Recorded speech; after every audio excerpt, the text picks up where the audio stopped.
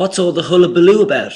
You're asking people, yeah? Okay, well, intersex stuff was put up on OII intersex. Hold on a second, where is it gone? Ah, yes, it's on the other tab, exactly.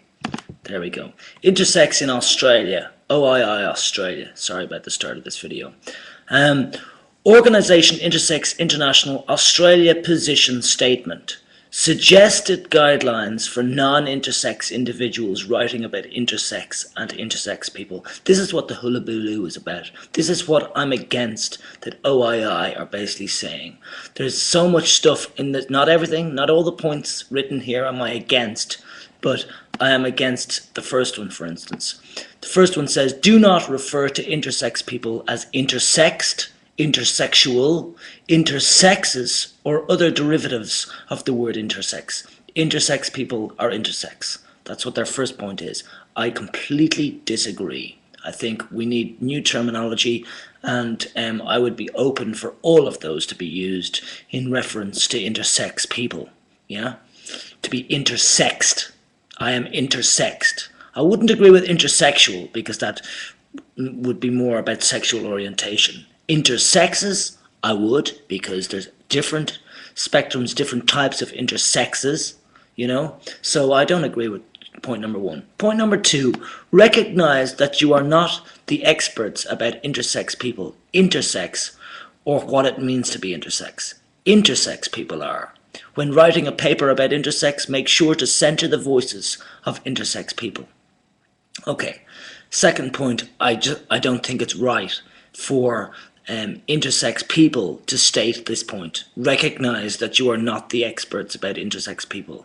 To basically say that intersex people are the experts of intersex people. Because it's not totally true. There's a lot of non-intersex people that actually are not experts, but they're as well up as we are, intersex people, on our intersex selves. Is this getting too complicated with the word intersex being far too overused in the sentences? Yeah, and putting off the intersex people that don't even want to be called intersex. So we're not all going to get on here, all right? But I don't agree with point number one and point number two. This is what all the hullabaloo is all about, by the way.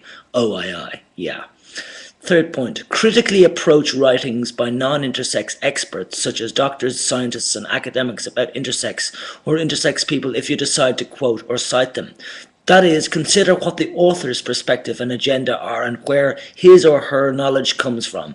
Look for original research rather than research that is referential to other studies when looking for statistical evidence.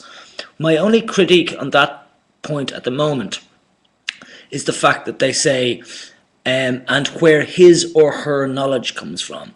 Like the fact that we know as intersex individuals that many intersex people, not all, but a lot of intersex people do not identify as male or female, meaning or man or woman, all right? So therefore his or her isn't it isn't encompassing, all-encompassing enough, okay? So you should say, and where his or her or their knowledge comes from, because then that eliminates the sex point in it. All right. So here we go. And fourth point: do not write about intersex existence or the concept of intersex without talking about the lives and experiences of intersex people as well as issues they face. Do not use intersex people merely to illustrate the social construction of binary sexes. I think that is absolutely disgraceful that OII would actually suggest that people shouldn't go there. That's like telling a philosopher, yeah, you can think about stuff in your head about life and how we all came to be here, but don't go that far, you know? Like that's very restrictive in itself. Gender is restrictive, and OII and these suggested guidelines, I think, are just like a society imposing gender on us. Yeah.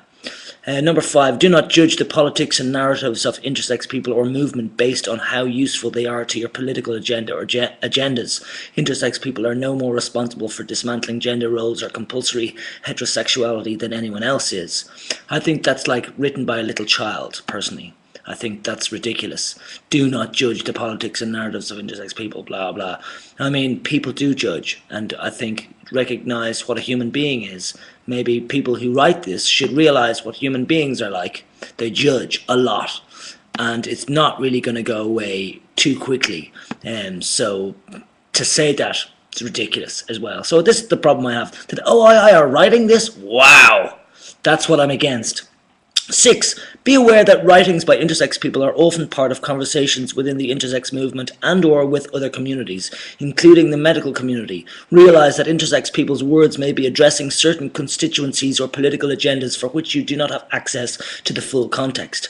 But equally, I could say, OI, that point number 6, many intersex people don't have access to the full content either, or the context, to the full context.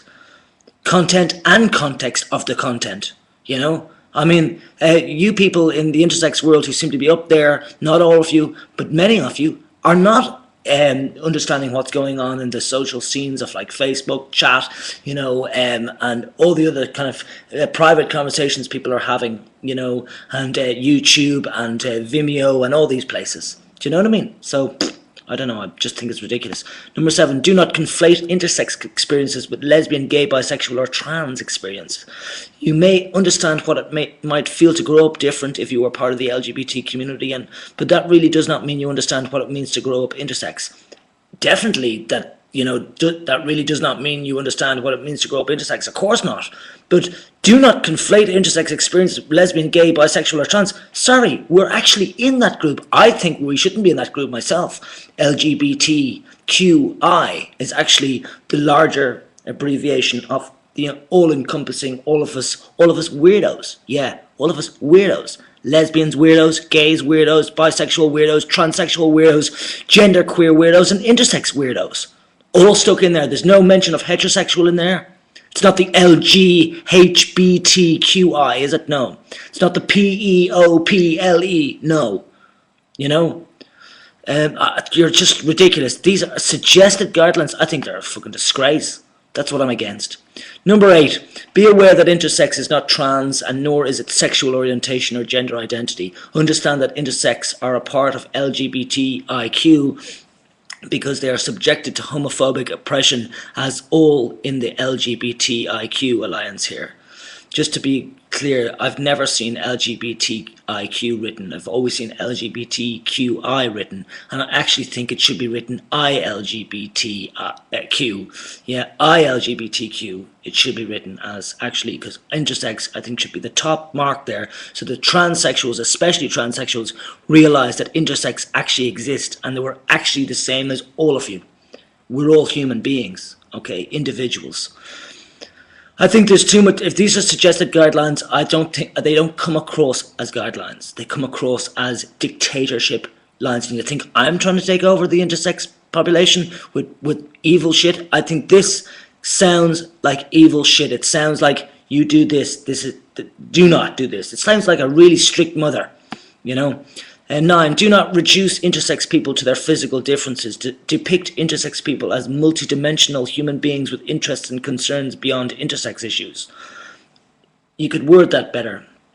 Do not judge intersex people by what they look like. What their physical appearance is. Do not judge their physical appearance.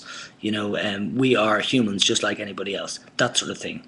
Number 10, focus on what looking at intersex or intersex people tells you about yourself and the society, rather than what it tells you about intersex people. Turn analytical gaze away from intersex bodies and toward doctors, scientists and academics who theorize about intersex. Yeah, I think we should all theorize about intersex. Theorize about intersex. We should all do that. And we should all get analytical, we should all focus on intersex, everybody in the world. Number 11, do not represent intersex people as all the same. How people experience being born intersex is at least as diverse as how people experience being born non-intersex, and is impacted by various social factors such as race, class, ability and sexual orientation, as well as actual medical diagnosis and personal factors. Do not assume that one intersex person you happen to meet represents all or even most intersex people. Of course not. Just like when you meet a gay person, you can't expect all gay people to be exactly the same as that gay person you met. And I don't even want to go to other minorities, because a lot of people have problems with their colour. And they have problems with their colour because they've been listening to the racism of different colours. If you're Indian, and if you're in India and you're an Irish person, you're going to get racist attacks more than likely, because you're in the minority. Minorities always get attacked. Fact. But it's strong minorities that don't fall, and if they do fall, they get up again. Okay. 12. Assume that some of your readers will themselves be intersex and expect that you may be criticized by some of them. Listen to intersex people when they criticize your work and consider it a gift and a compliment. If they thought that you had nothing to contribute, then they would not bother to engage with you in the first place. Now that's exactly what I'll say to you, OII, is that assume that some of your readers will themselves be intersex and expect that you may be, OII, criticized by some of them, me. Listen to intersex people when they criticize your work, OII, and consider it a gift and a compliment, OII. If they thought that you had nothing to contribute, they would not bother to engage with you in the first place. And that's the thing. None of the OII people at the moment, not none of them, excuse me, but the ones on the Facebook who are active, do not bother to engage with me, because they think I have nothing to contribute, and I've got excellent points for OII. Number 13, and it is funny that you've got 13 guidelines, because it's such an unlucky number, and I think most of the guidelines are crap. No writings about intersex or intersex people should make light of the immediate crisis. Many children are being subjected to non-consensual sex binary reinforcing surgery and or hormone therapy every day. I won't even say in the United States alone, because we're in the world, people here, okay? Think about what you can do to help stop that. Maybe OII could give suggestions, to people of what they could do to help that.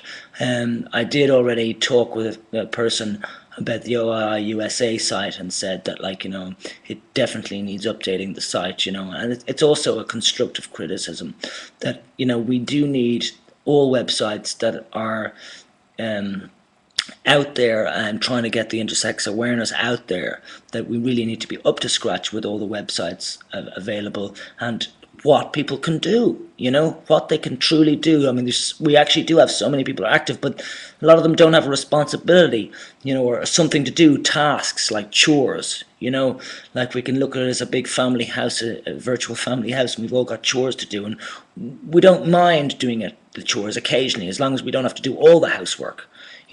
So many hands make light work, and it would be really great if we could start to see that it takes one drop to start a waterfall, and I'd really like to see a waterfall in the next few weeks or few months. And if it takes years, well, I have patience. I'm ready, and I hope everybody else will be ready out there to just try and make things better. And unfortunately I do have to complain about OII, and I have had to complain about OII, and yes, I have been banned from OII.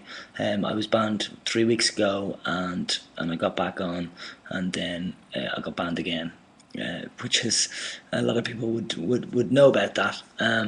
So it's a shame that banning does happen in this day and age. You'd think there'd be kind of some sin bin area that, people who have to be banned would be put into a special quarantined area, like where they'd get virtual fruit thrown at them, and they'd have to listen to ridicule for a while, or where they'd learn to be patient. I was making coffee earlier, and the jug, the water jug for the coffee, like I was going like this, and I went too fast, and it started spilling over the top and onto the counter, and so I was like, okay, got to go slower here, and patience, just pouring the jug at a certain angle and having to wait, not going, patience. And so people who do martial arts know all about patience, and going slowly, and just tiny little things.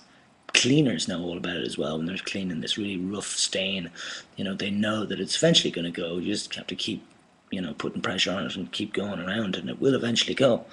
So I'd like to see a bit more patience in regard to banning people and stuff like that. But apart from that, I'm a supporter really of OII. It's like Ireland, I actually don't like Ireland, to live in, but I love it at the same time. It's a love-hate relationship. So the fact that I hate it means that I really love it, because I want it to be better. Peace eventually, people. Ciao. Thanks for listening. Bye.